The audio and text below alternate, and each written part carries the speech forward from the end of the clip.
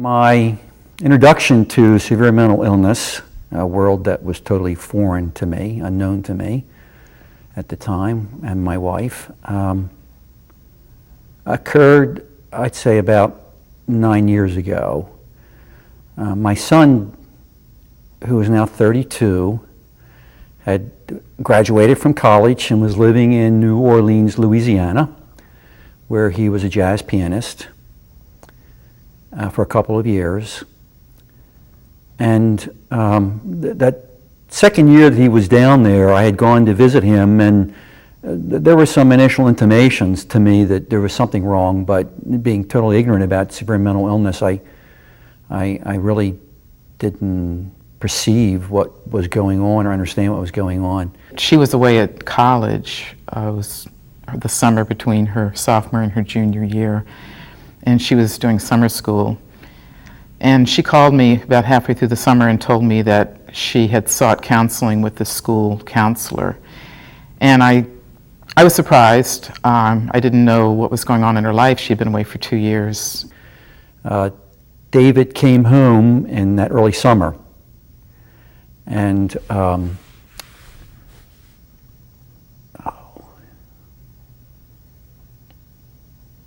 this is not a memory. I don't want to walk down this memory in too much detail. We had never been terribly close, and so I just assured her that it was okay, and when she was ready to talk about it, I would be available. He knew there was some kind of a storm going on inside of himself, and that he needed calm. And so he would sleep or hide out, for a better way of saying it, in the basement or in his room, for hours, day and night.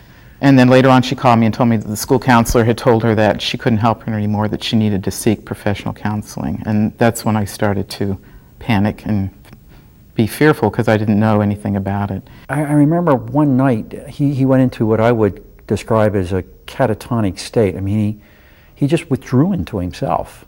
I mean, literally. And I got very scared because I couldn't get him to respond. It seemed like for an eternity, and I was wondering whether he would come out of it. And he did. And it seemed like to me like forever.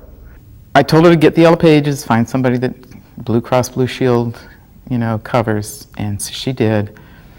And she started going to counseling, and I could tell that she was deteriorating because we started to talk more often, and she became more distant. And maybe it was a minute, maybe it was less than a minute or whatever, etc. But right in front of me, he literally just withdrew right back inside of himself. His eyes were wide open, but he just was totally gone. He was not there. And when I look back on that, that meant something was going on inside of him, and he was doing that to protect himself, is the way I understand that now. He was pulling inside because there was something happening that he needed to safeguard himself against. And then finally, September 11th, the Twin Towers collapsed. She watched it from her dorm window, and she began to deteriorate much faster. She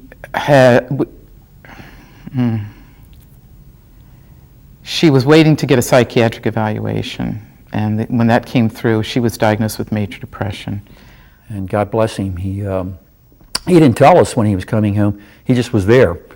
He left. He got his affairs in order, more or less. It took me about 6 months effort really to go back and clean them all up. But he got his affairs in order, more or less. Sold everything he had, basically. Whatever was left over, put it in his little car. And he knew he was in bad shape then, mentally and emotionally. He knew he had to get to Baltimore, and that meant driving north and to the northeast. So what he did was, he just drove north maybe, for about 10 hours, and then he would sleep. Then he would drive east the other direction, and then he would sleep. And then he'd drive north again. And it took him 2 nights and 3 days to get home. And he ended up in our driveway. And that, I think, was an amazing act of courage and determination on his part. He knew that he was falling apart somehow. And she was beginning to sound very paranoid.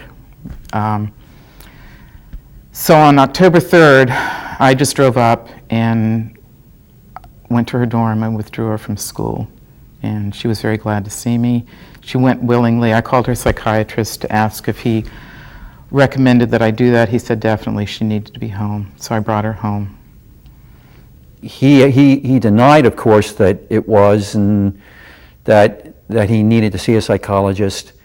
I kind of tricked him into seeing a psychologist whom he had an earlier contact with as a teacher, and he began then weekly visits. And after a period of about 4 or 5 months, that psychologist had diagnosed his behavior as schizoaffective disorder, which is a diagnosis which remains to this day.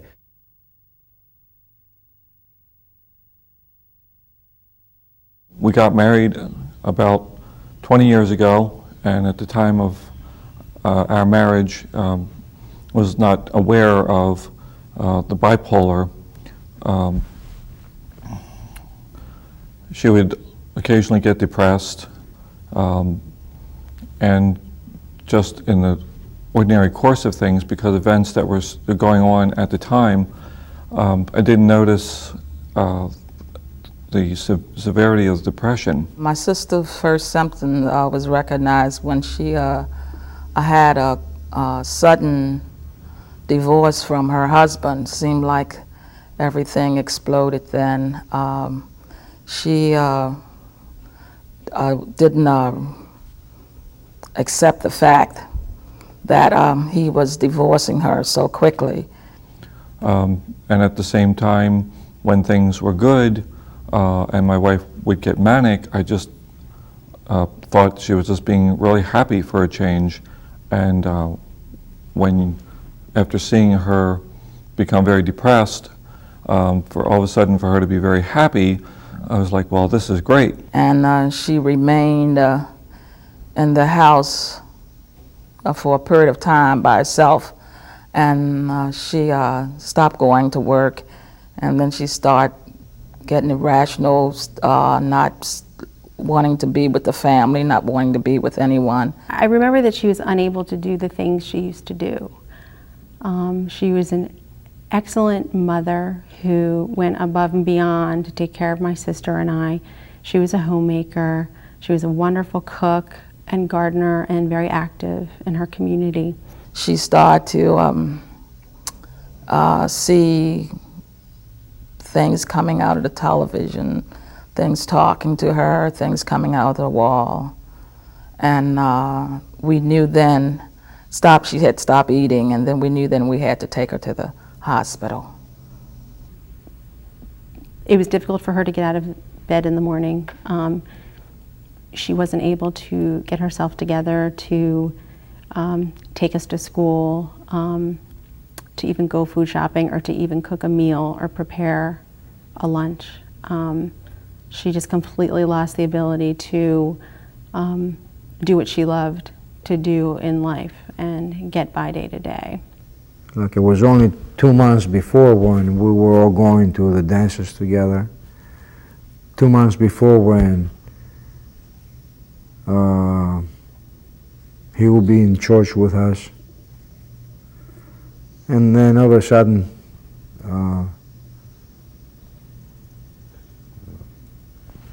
week by week, he will be withdrawing. About the same time she had a baby, I just think, we thought it was a postpartum depression.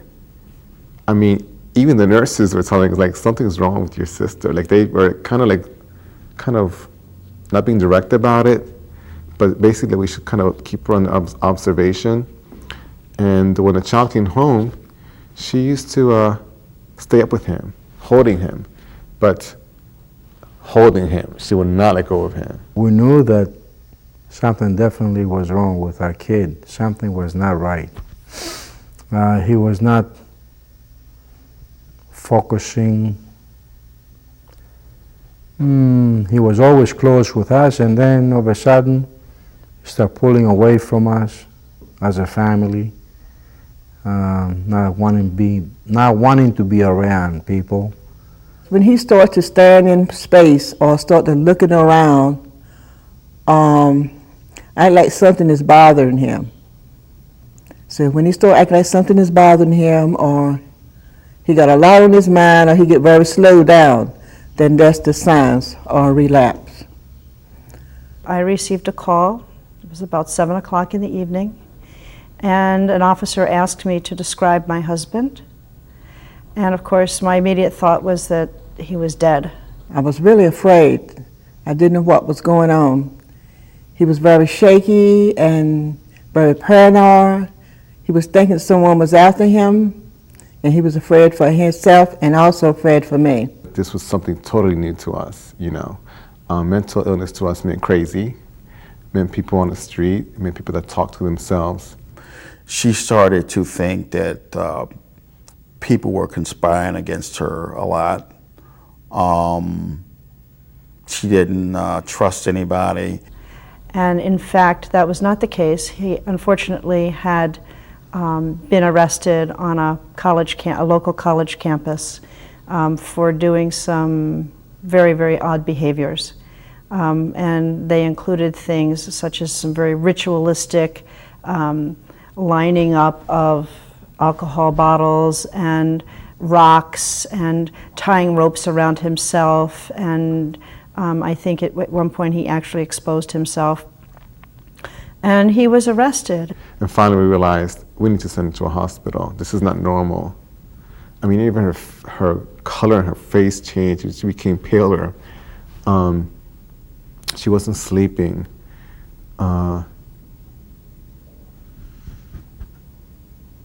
She wasn't bathing. She wasn't eating. It was just the weirdest, oddest thing that we ever had to witness. And again, a newborn coming to a family is to like rejoice. I mean, they bring happiness. That's always what comes as a result of having a child come into a home. It was the worst 30 days of a newborn coming to this world. When she was very depressed, she would just kind of shut down and be very quiet and did not want to interact with the family. And that could go on for days. And occasionally she would also get angry at the same time, and it was like walking on eggshells for the family. I noticed that he's not sleeping well. And then he would be pacing in the patio, even if it's cold. He would be barefoot and no top shirt, and be walking with his hearing thing for the music because he wants to stop the noises that he hears. She was delusional. She was hearing voices. She was very, very afraid. She was totally isolated. She had no friends. She wouldn't call anybody. She spent time in her room. At one particular time, we both lived in the same building, apartment building, and my apartment was above hers. And in the summer when our windows was up, and she was in an apartment by herself, I could hear her talking and almost like arguing at times, you know, like, what did you say, or this or that or the other. That's his privacy. You cannot beat that. So if he talks a little bit, so be it. The good thing is he doesn't talk loud. He talks only to himself.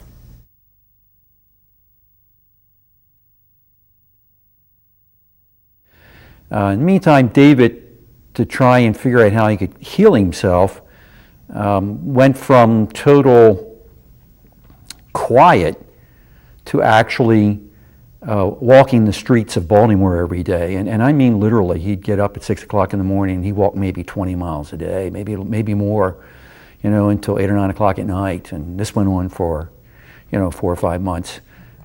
And he would do that all day, all night. And then he would be seeing things, and he would be laughing and talking nonsense. And he would frequently disappear.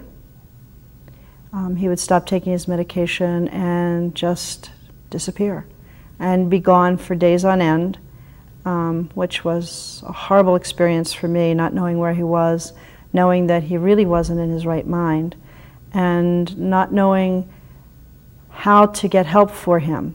And was a victim, of assaults off and on as a result of that. And his conduct was bizarre and invited that kind of behavior from other people.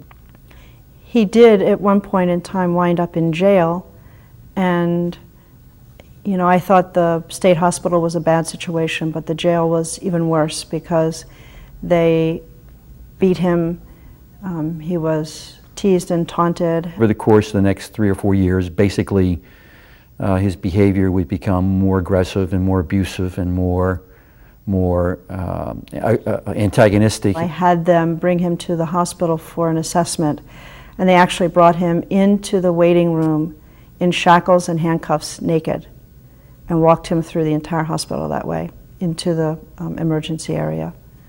It was a pretty humiliating experience. She looked very different. She was so distraught, wild looking, somewhat like a zombie. She wasn't aware of anyone around her.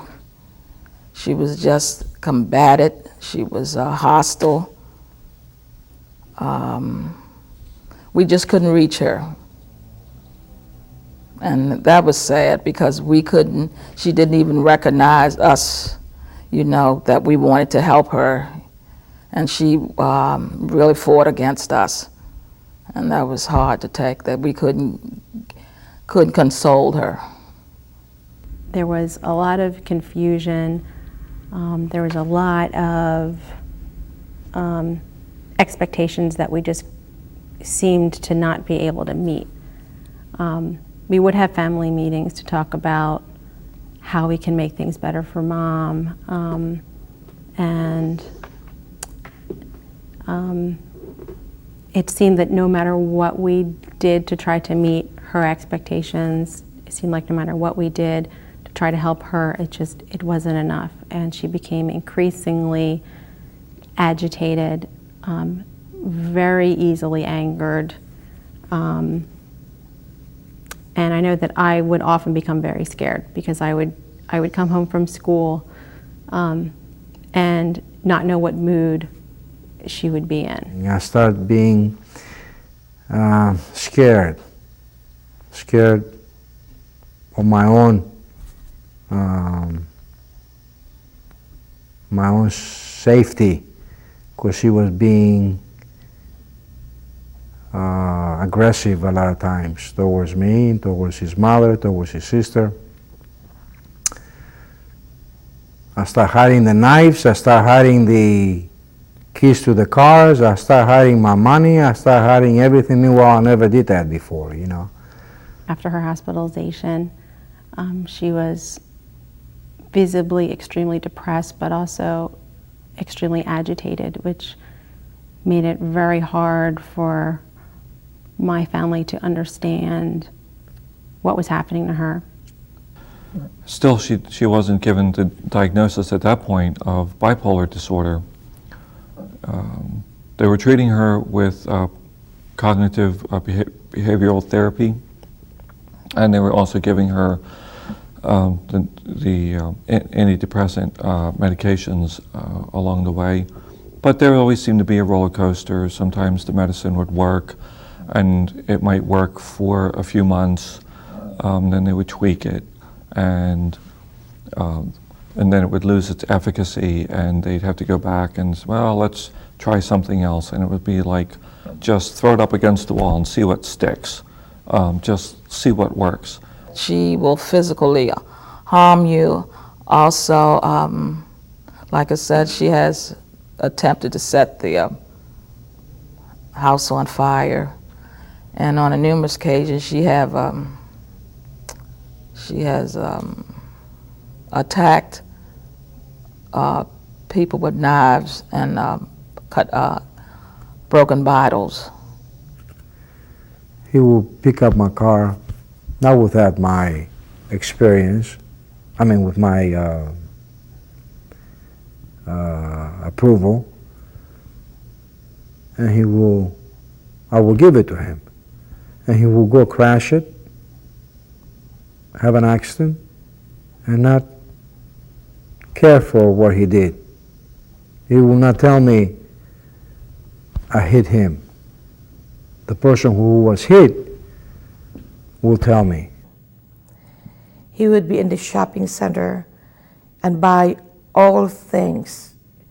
We went into bankruptcy this year. He went into bankruptcy this year because he spent about $22,000 altogether in November, December.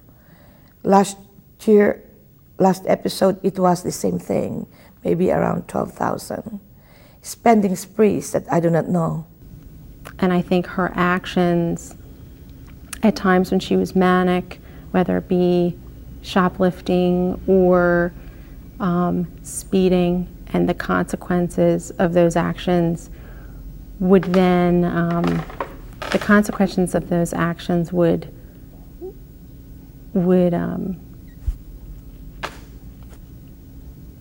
bring added pressures into her life that she just simply couldn't deal with. The challenge for me at that point was realizing she was really very, very sick, and I didn't know how to find help for her. I didn't know where to begin to look.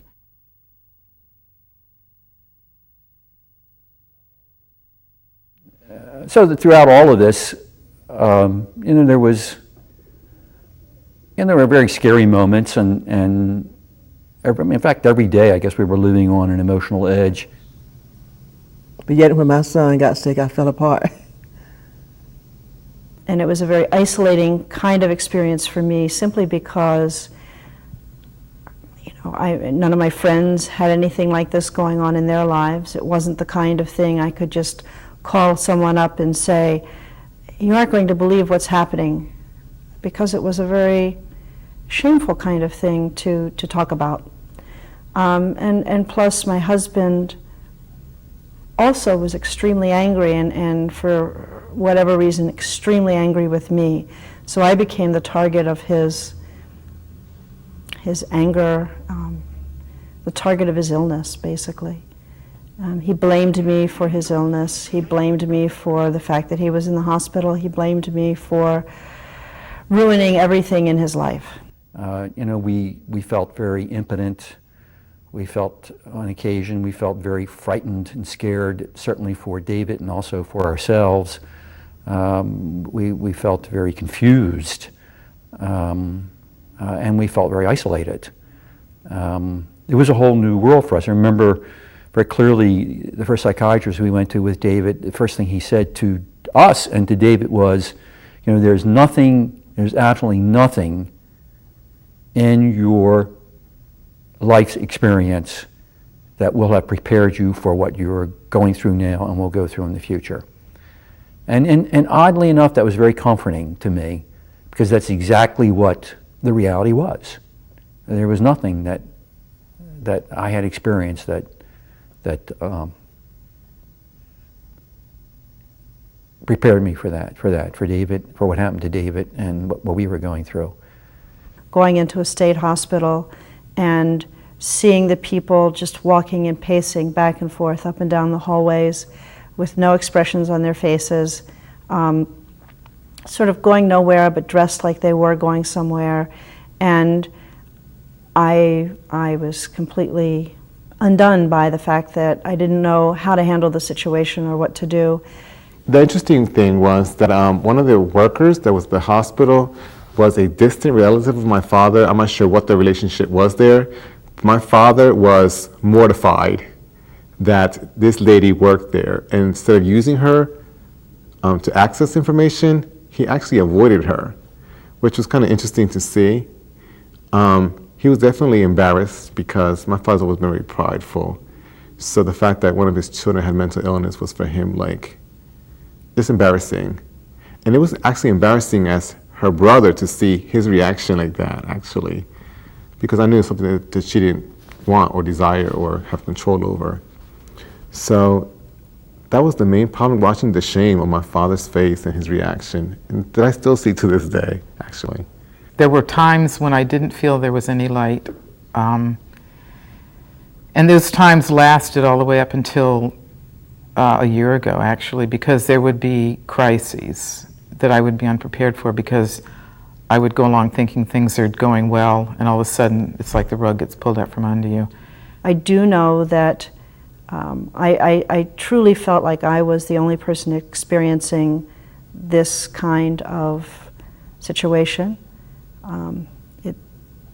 I would tell friends or family members about what was happening, and they didn't want to hear it. Their solution was, well, get a divorce, which to me wasn't a solution. So I knew that, you know, I would ride this through and stick it out. I just had no idea that it would be a lifetime commitment of dealing with an illness that until recently was pretty much out of control. And then my wife just throwing up her hands and just attempting suicide. And it's like, well, you know, that's just the chicken way out. You're just giving up and leaving it all in my lap. And I was very angry at my wife at those times. Like, how can you do this to me? How can you do this to your children?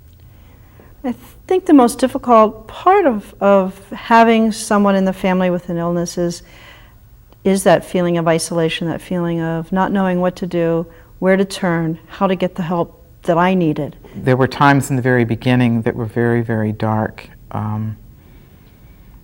When she first came home, I was fearful that she was suicidal because of the voices telling her that she, you know, she really didn't have any reason to be alive. She wasn't worth, you know, continuing to live. So those were the darkest times, getting past that. When the voices subsided, I began to breathe a little better. When I finally heard the diagnosis for my wife, that it was bipolar disorder, well, in some ways, it was like, oh yeah, here's just one more diagnosis, blah, blah, blah, and throw some more pills at it and some more therapy, years and years of therapy. At first, I was just skeptical, but as the treatment, both the cognitive behavioral therapy and the medication started to be effective, then I started to think a little bit more about the behaviors, and I also started doing some reading about it on my own. And it's like, well, maybe this time the doctors have finally hit the nail on the head. And at that point, I was actually very relieved. I was at first. Was I ever bitter or angry? Yes, I was at first, because I couldn't understand this illness. And I couldn't understand why I can't reach her and help her. And it does make you angry. You know, you try and you try, and over the years, and it seems like tissue. It seems like it never stops. It make it better for a while, but it never goes away. It's there.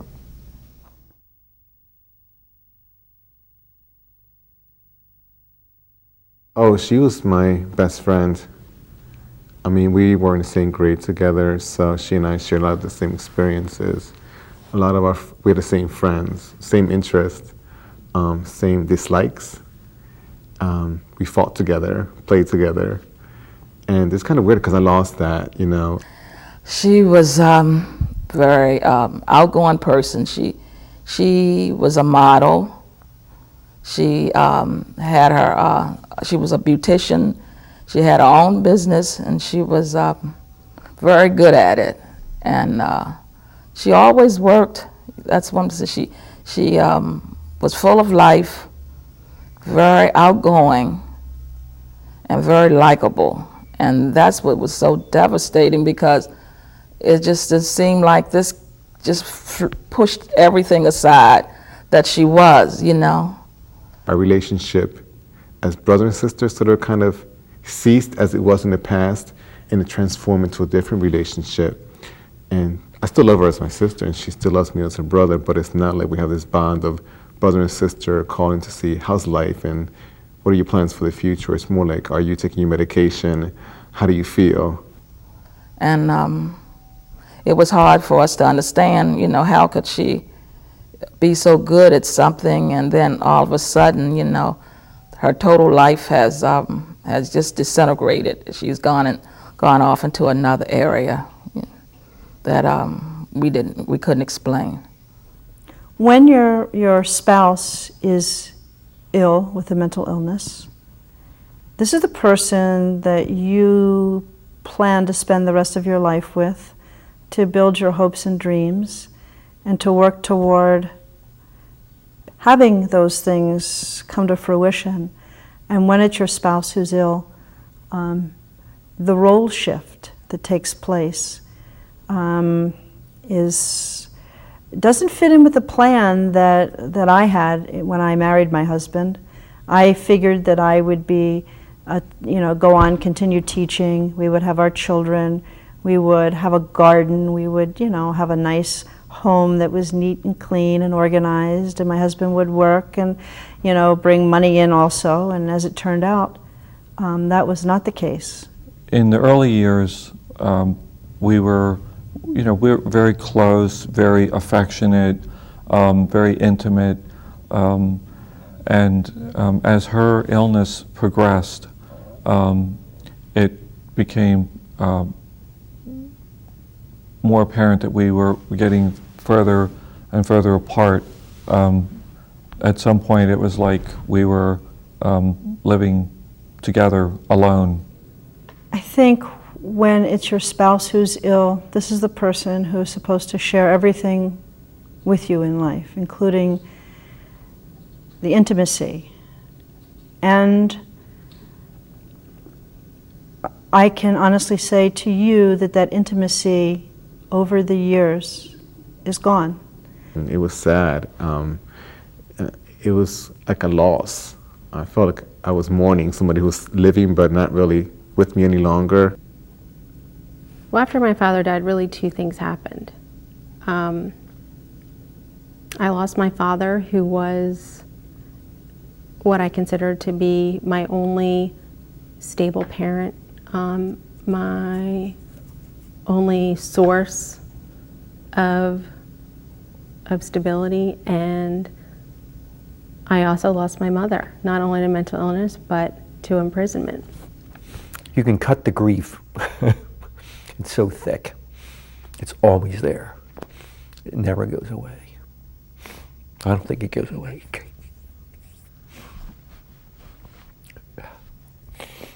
And I think there's a couple of reasons for that. And one reason is, unlike other kinds of deaths,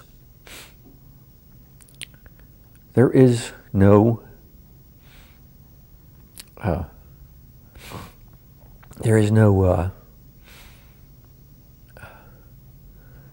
kind of celebration of this loss, for a better way of saying it.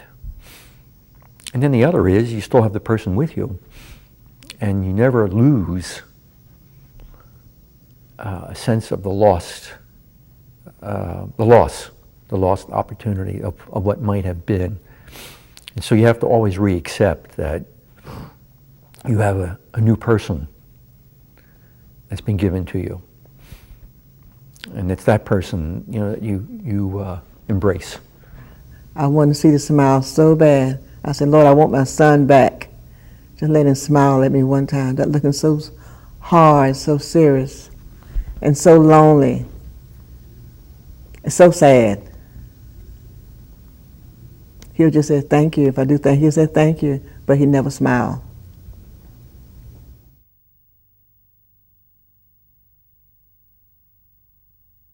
And after after a few years of a very stressful separation and divorce, my parents did ultimately divorce, and my mother, in a desperate attempt to gain control over her life, approached my father and ultimately killed him. And that resulted in my mother's imprisonment.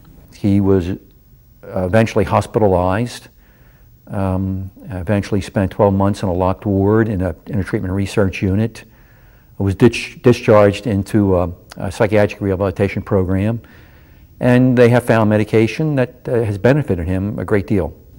I was 19 when she killed my father. I was a freshman at college, and my parents had just divorced, and I felt that the stress of dealing with my mother's illness and the stress of the divorce had finally come to an end. And being at college for the first time, I felt that this was a good time for me to move forward with my life, and that just didn't happen. She was 32 when she was diagnosed. And since then, she has been in and out of hospitals,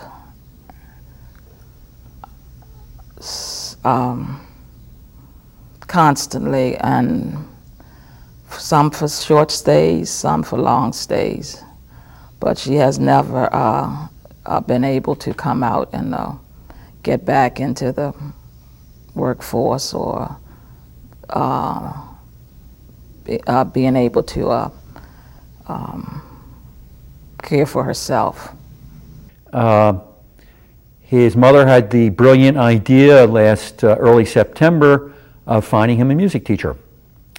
And she found him a great teacher, a jazz pianist with great experience, who's in his mid-60s, who's taught a number of the jazz pianists, who practice professionally in the city of Baltimore. And David began to go to weekly lessons. But that was the beginning. That was the beginning of turning his life around, working at the convenience store, because he was able to establish a work record.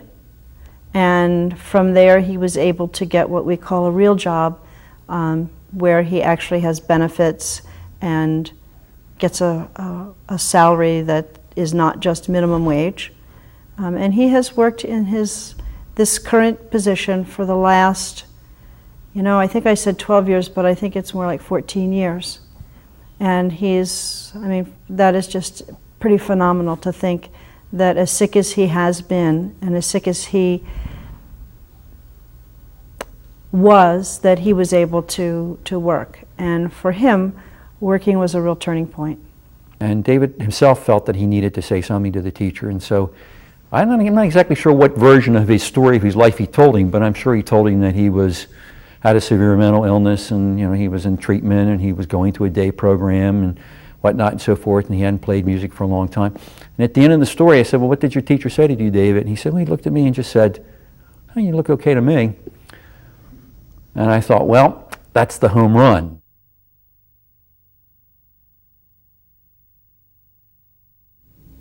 Years of imprisonment were extremely difficult because I needed to know, number one, I guess, why this tragedy happened at her hand, and also what was wrong with my mother. And it was very difficult to get her diagnosed in a correctional facility. Back in those days, which was 32 years ago, doctors didn't include families in the treatment of the family member.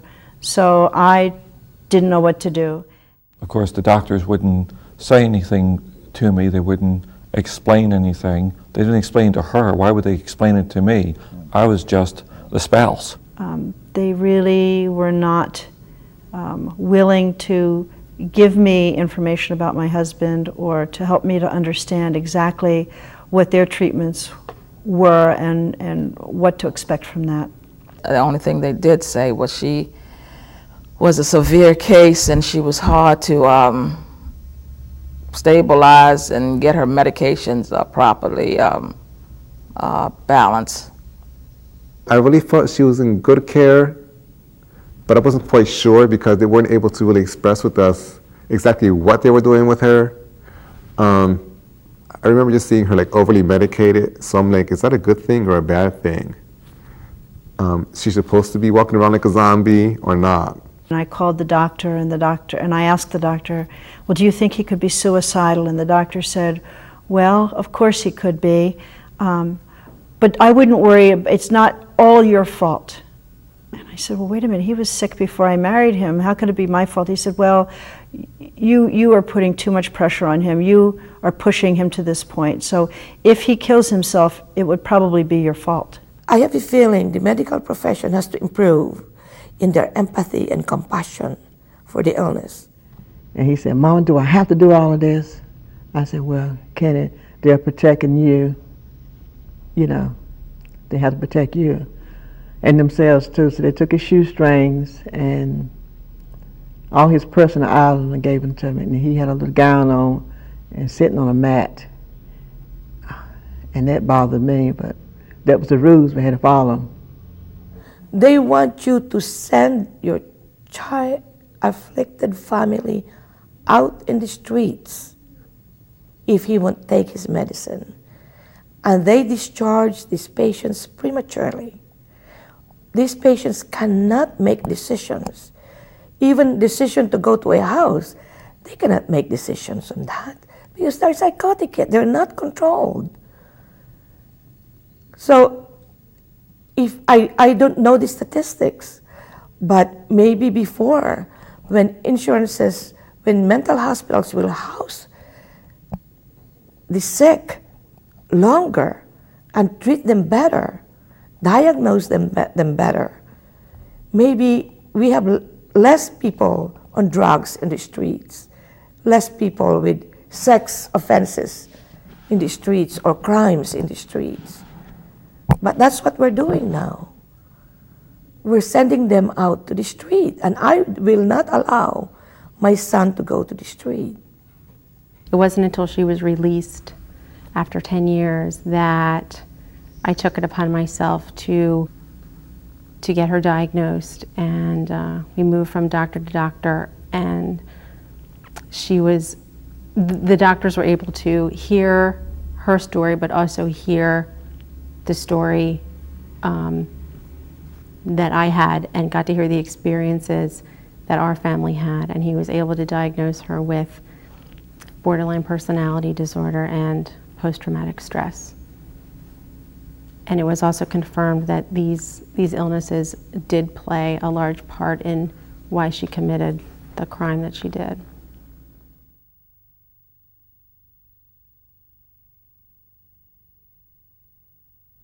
The worst part of him is his lack of self-respect, and also his stigma. He has his own stigma to the illness. There's really no big stigma about being a drug addict or an alcoholic. Just say, like, well, this family has a person that, gets drunk all the time. Or he drinks a lot, but he's a nice guy. This person's a drug addict. He's been in and out of jail. But he's doing good now because he's on a methadone program. You don't hear of any families having a relative that has a mental illness and is in recovery, that's doing well, that's even in a day program or anything like that. You never hear anything in the neighborhood about, oh, so-and-so is doing real well. He had a mental illness and he's been in treatment and he's doing great and he's got a job and he's, or he's in a day program and he's doing good. I don't hear anything like that. No one hears about a person with a mental illness doing well. Society has got to remove the stigma around mental illness. If you have a heart attack, well, everyone understands, and the neighbors line up at your door with casseroles But if you have a brain attack, no one comes to your door with casseroles. Everyone's, oh, stay away. Put the children under lock and key. You never know what those crazy people are going to do. I felt that if he had had any other kind of illness, such as cancer, if he'd been in an accident and was crippled, that really wasn't a reason to leave. That when I married him, I took my oath very seriously in sickness and in health. I just had no idea that sickness could come so fast and furious. The reaction of friends and family when it came out that my wife was ill and that she had bipolar disorder, it varied. There were still family members that would not recognize any concept of mental illness, and they were of the sort that would just say, oh, just snap out of it and get a grip and go on. But it wasn't until my sister was diagnosed by a psychiatrist while she was in prison that finally at least one other sister in the family believed that she had a problem with mental illness. My other two children, they thought he was just a mama's boy and he was just too close to me because it has been he and I for a long time. And even today, it's been since 1996, and they still don't accept the fact that he had a problem. I think the stigma comes from seeing other people in the neighborhood that had mental illnesses, and for lack of a better word, they were just termed crazy. When we were growing up, we had a family that lived behind us. Their backyard faced our backyard. And one of the children in that family had a mental illness. And we grew up watching him playing in the yard by himself and talking to himself and things like that. And he was eventually institutionalized. We had another person in the neighborhood who actually the neighborhood took care of because his family wouldn't take care of him. He's grown now. He was a teenager, then he's grown now. And things like that are the things that people think about in our neighborhood when you say mental illness. Both my side of the family and my wife's side of the family. We've taken David, we've never disguised what was going on. We've always talked openly about it. When David was with us, we invited him to every family occasion. He would, some he went to, some he didn't. Now that he's been on medication and been through your treatment, he goes all the time without batting an eye. Actually, right now, the neighbors don't know. None of the neighbors know. As far as they're concerned, she's still just a drug addict. The only thing that the neighbors know about her is the fact that, as far as they're concerned, she's doing good because she's in a drug treatment program. But she doesn't want anybody to know that she has a mental illness.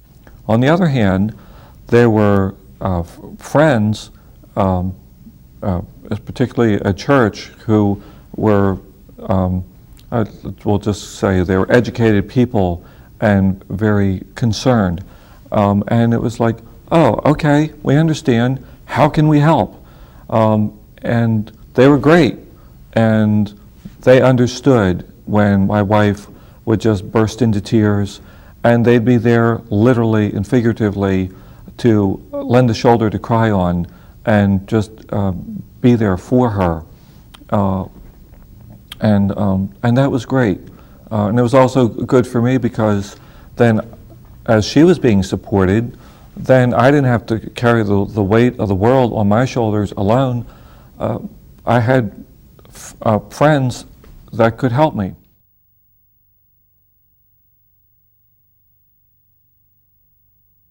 I think, knowing myself, if I had known then what I know now, I think I would have said, I can't do this. When she first came home, she was very angry, and I was very defensive. and I was filled with guilt. And she understood that I was feeling very guilty, and she understood that I was being very defensive. And she told me that wasn't what she needed. She needed me to be her mother, her mommy, really. She wanted the mommy that she had when she was 3 years old. And she told me how to respond to her. And I listened to her. I listened to everything she told me. And so instead of being defensive and instead of being afraid, I started to mirror her and to accept her reality as her reality and not something that I couldn't understand or was afraid of. And as she coached me and as I learned more from her, our relationship became very, very close. Well, before that, my gosh, I became violent with him one time. Before he was diagnosed. I became so violent that I lost my cool. And after I lost my cool and did a horrible thing to him. I beat him up so bad, not knowing what was wrong with him. And after that I started thinking, did I do that? Did I do it?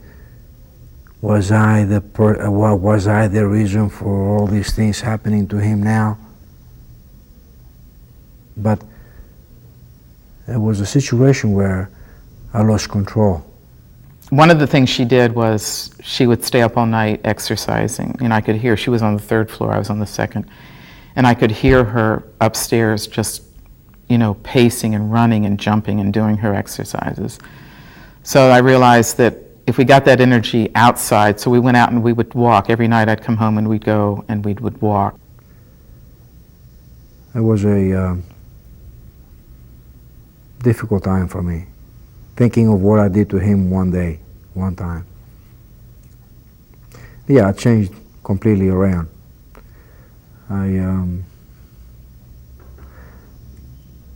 I don't feel comfortable if I'm not with him, or if I'm not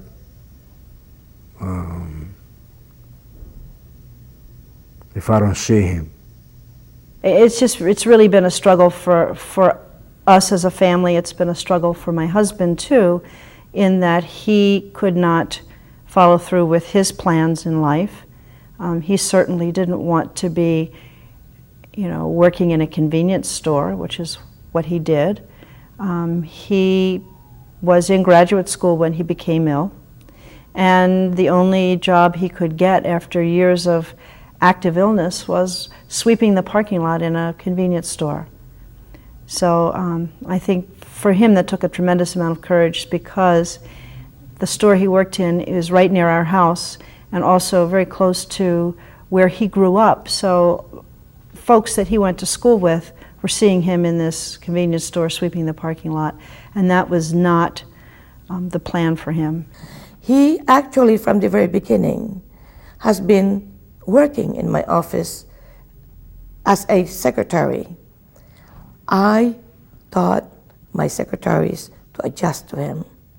I taught my secretaries the illness and what to do, and if he's sleepy because of the medicine, I have a bed in my office for him to sleep on. I'm constantly trying to track her down, trying to keep abreast of where she is, because a lot of times when she's out here on her own, she's all over the city, and a lot of times I don't know where she is, and trying to make sure she's not harmed. And the co-workers are very good. They like him, of course, because they're working for me, but Ray J is very good to them. He's very good with my practice. He knows everything there, and he could actually be a manager, but he has a very low self-esteem because of his illness. He thinks he cannot be a manager of an office when he's mentally disabled. Every day you just sometimes sit by the phone. You don't know you know, what's going on and when something bad is going to, you know, happen. It can be really frustrating, you know. It's sleepless nights and wandering. And the fact is that I tried to help her, and I can't help her.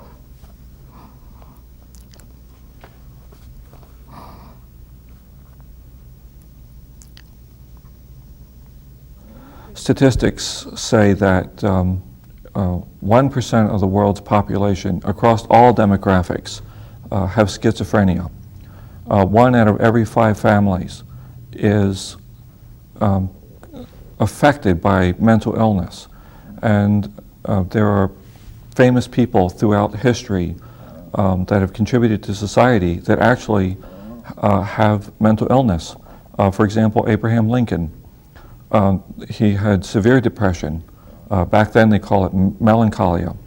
But you wouldn't lock Abraham Lincoln up.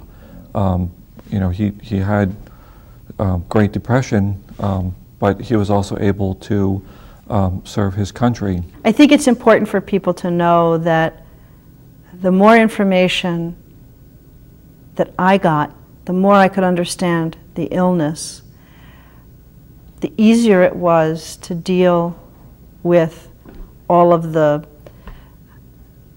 bizarre activities and things that were going on.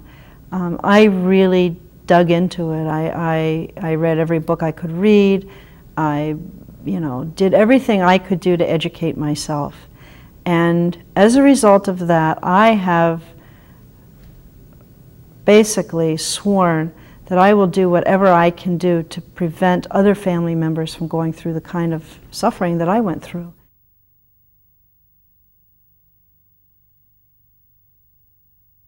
If I could have a wish granted about the social issues surrounding mental illness, I guess the best would be for everybody to come out of the closet and just acknowledge, hey, this is what's going on, and for everyone to get educated about it, that it's not the end of the world.